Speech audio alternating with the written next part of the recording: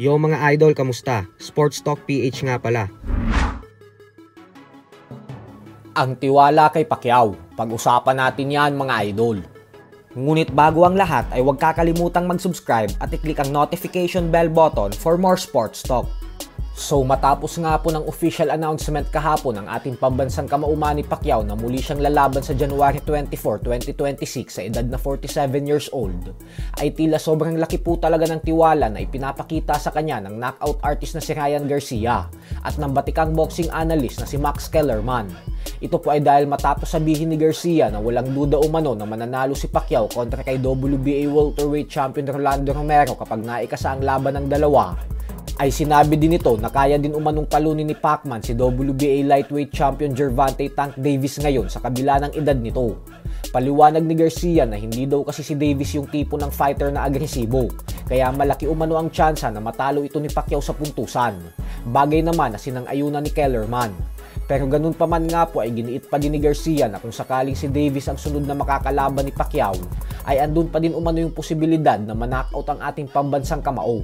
Nang dahil sa pwede daw itong mahuli ng mga pamatay na counter punch ni Davis. Kaya naman kahit umano kaya itong talunin ni Pacquiao, ay walang duda umano na mas delikadong laban daw para kay Pacman si Davis kumpara kay Romero. Para po sa mga hindi nakakaalam ay ibinunyag po ng boxing insider na si Mike Coppinger na bukod kay Romero ay tinitingnan din daw ng kampo ni Pacquiao ang posibilidad na laban kontra kay Tank Davis at Conor Benn. Base naman sa opinion ni Ryan Garcia ay mas delikado daw ang laban kontra kay Conor Benn para kay Pacquiao kung ikukumpara ito kay Tank Davis, nang dahil sa mas malaki umano itong si Conor Benn. Habang si Davis naman umano ay mas maliit pa kaysa kay Pacquiao. Sa madaling salita ay ang Rolando Romero fight talaga ang pinakaligtas na laban para sa ating pambansang kamao at may pag-asa pa siyang maging kampiyon ulit sa laban na ito. Samantala mukhang tuluyan na din nga pong nawalan ng gana si Conor Benn na makatapat si Pacquiao sa ibabaw ng lona matapos nitong magpadala ng mensahe na kailangan na daw magretiro ng nag-iisang 8th division champion ng boxing. Sa kabilang banda naman mga idol ay nagkaharap na nga po sa kauna-unahang pagkakataon kanina lamang ang former WBA Junior Welterweight Champion Pitbull Isaac Cruz at ang current WBA Super Featherweight Champion Lamont Roach Jr. sa ginanap na press conference para sa kanilang bakbakan na siyang nakatakdang ganapin sa December 6. Pareho pong kumpiyansa ang dalawa na tatalunin nila ang isa't isa.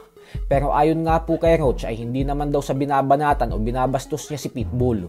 Subalit tiwalang-tiwala daw talaga siya sa kanyang sarili na tatalunin niya ito sa gabi ng kanilang sagupaan. Bukod dyan ay hindi din umano siya natitinag sa pagiging isang knockout puncher ni Pitbull.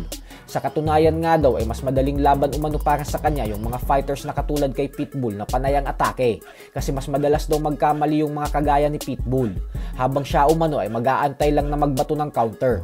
Ngayon pa lang daw ay may perpektong game plan na ang kampo niya para pataubin si Pitbull at kunin ang pinanghahawakan nitong WBC Interim Junior Welterweight belt. So hanggang dito na lang po muna tayo mga idol. Sports Talk PH, kakaiba ang laban ng mga Pinoy.